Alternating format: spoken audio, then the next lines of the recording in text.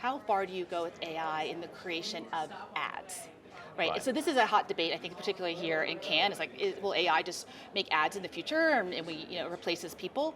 And I think at least in the near term, what I'm hearing is there's a place for it, but the authenticity of ads, that human connection, still needs to be there, and AI cannot do that. So, Amy, welcome. Tell us what's new at MarketCast. Lots happening at MarketCast. We are on the foray with AI in all that we do, a lot in ad effectiveness, a lot in market measurement, and really trying to catch up with the constant rapid change in the marketplace. So really focus on working with our clients to continue to drive predictive insights, driving outcomes, but how do we get them decisions faster and insights faster in their hands so they can make decisions more real time. That's been driving our transformation, and that's where AI has sort of been in the heart in helping to drive that. So I feel the market research industry is at a very interesting stage, and AI is right at the core of the disruption, I guess, and the transformation. Right. Give us a few examples. How is AI going to change the way that market research works and functions? And particularly, how is it going to accelerate what you can do for your clients? Yeah. And it's interesting because I think it's already changing, right? Being here at Cannes and listening to a number of the conversations, it's also become a bit of a joke, tongue-in-cheek, of like, oh, got to talk about AI.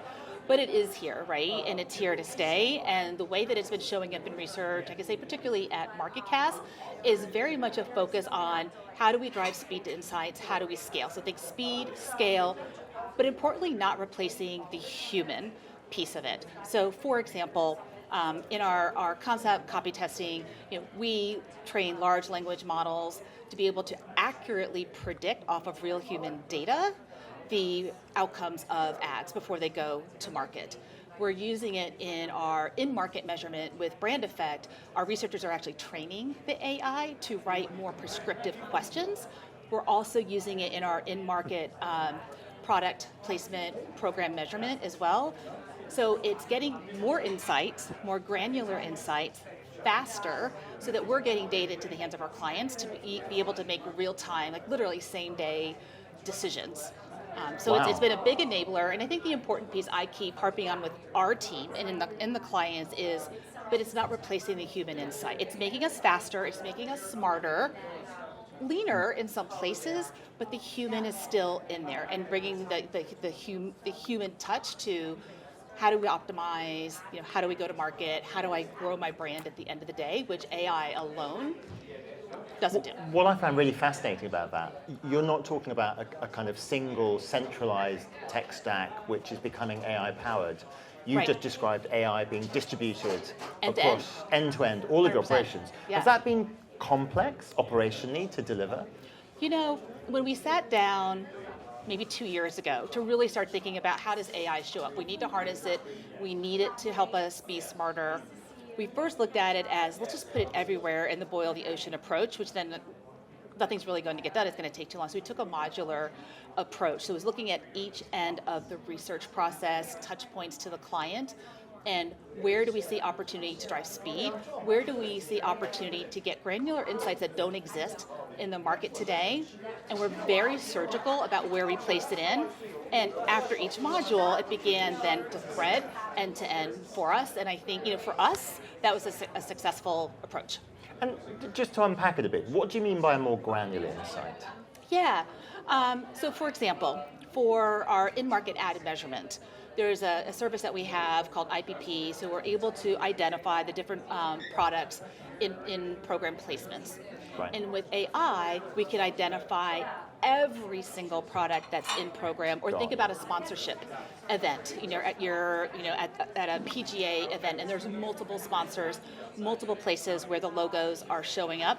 We can identify every single one of them and then take that back in and measure the effectiveness of the in-product placement. So that's a place where it's more granular. It's also more complete and more holistic. So as you think about advertising today and for the near term, long term, the success of an ad is measured on its outcomes. And so being able to find every single touch point and then measure the return on not just the eyeballs, but the resonance of the ad and bring that back to the marketing team really helps them drive optimization and report back up to the CMO. Here's the ROI, here's how our ads and placements are working. So we're going to see some kind of AI-driven transformation of market mix models, media mix models. 100%. Can you give us a sense of what that's going to enable? So how will clients use those faster modeling capabilities to optimize their budgets, their investment plans, their marketing strategies? Yeah, I think where it goes is if you think about most MMM models, it's rearview mirror. And depending on who you're working with, it takes a couple weeks, it takes a couple months.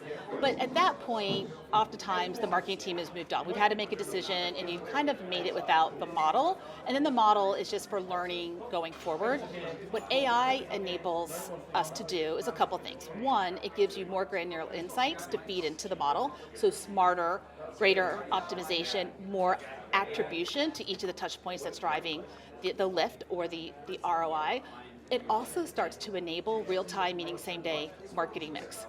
And that's what I think the industry needs, and that's where, the secret sauce at the end of the day is AI. It's more effective, responsive allocation of budget. So if you're the head of marketing, and you're sitting at your desk, and you're trying to decide how am I going to optimize, and you have a marketing mix, media mix model that's going to tell you same day, the attribution and the contribution, you're making a decision the same day, and you're able to get ahead of your competition, or maybe you're just being smarter with the dollars that you're spending.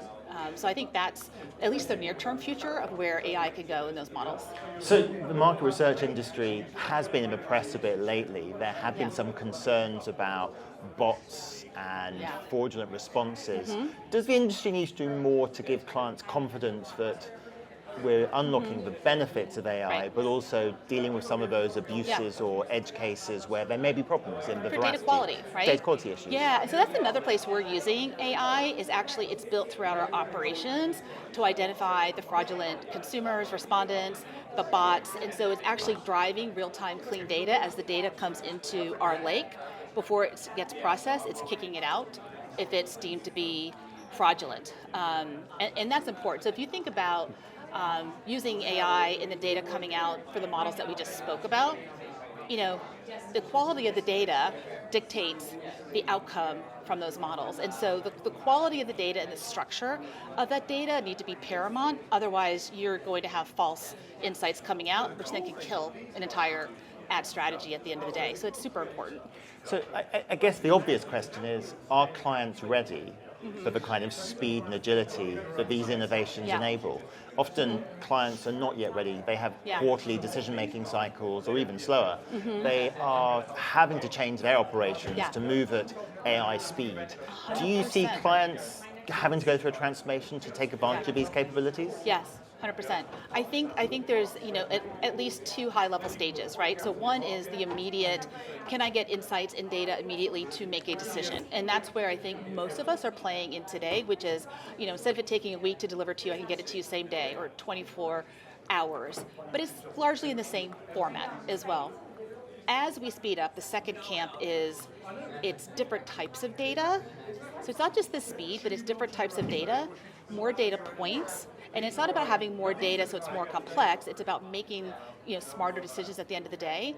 Then the advertisers particularly have to think about how do we operationalize differently? How do we pipe it in? What does our lake look like? How are we using it? And I was talking to a couple advertisers earlier, and this was the exact conversation they were having, that around their board table is how do our operations look differently? One person said it's a 3-year journey. We need to start building different pipes. Wow. Another said, we're trying to do it within 2 years.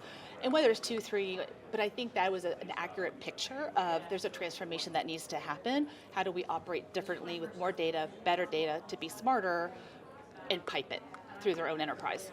So you guys are members of CIMM. Yes. And CIMM is a great believer that collaboration is the key to unlocking meaningful change and improvements in the industry. Absolutely, yeah. Are there opportunities for collaboration that you'd like to see the industry embracing to deliver improvements in this fast-moving, AI-powered, big data world we're heading into? Yeah. I think there's a couple. I think one that you hit on is quality. And so what are the best practices? If you think about CIMM and the best practices that CIMM will report out is, what is the best practice to really harness AI to ensure the best quality data on behalf of our our clients. And it's something that all of us should get around, and it should be table stakes at the end of the day. Like it is before AI, but there's new table stakes. And so what does that look like? So I think that's one area as an industry we can partner around as well. I think another area is having a strong position on how far do you go with AI in the creation of ads? Right. So this is a hot debate, I think, particularly here in Cannes. It's like, will AI just make ads in the future, and we, replaces people? And I think at least in the near term, what I'm hearing is there's a place for it, but the authenticity of ads, that human connection, still needs to be there, and AI cannot do that. And there is higher up in the marketing food chain pressure to drive the cost, let's just use AI. And I think it's an opportunity to talk about how do we use it in a way that still drives the best ad effectiveness at the end of the day, which is that human touch authenticity that AI can't bring today. I have a sense, I couldn't agree more, and I love both those ideas. I have a feeling that we need to unbundle the concept of creative. Yeah. Creative covers lots of different types of asset. Right. So a Super Bowl ad is a world away from 25 executions of a local performance-based ad that's being done at very low budget. Yeah, or DoorDash does 6-second ads. Or 6-second ads. The extreme. These things are not the same. And I agree with you, AI is not going to work in the Super Bowl yet. Yes, right. Give it time, but at the bottom end of the market, sure, it allows lots of smaller advertisers into the marketplace who maybe couldn't afford high-cost creative, but now the market can be opened up to them. That's right. I think that's right. I think there's a place for it, and where the risk is low, AI could probably play an immediate space. Where the risk is higher, investment is higher, and not just the investment, but also the audience risk, where you really have to get the right target. You really have to ensure you're driving a predictive outcome that's going to get that conversion to sale. You really want to make sure that you're getting it right. The risk is high to your consumer base, the risk is high to your investment base, and I think that's where the human piece is still ultra critical in that process. Amy Fenton, thank you so much for your time. You're so welcome, John. It's so good to see you. And you. Thank you.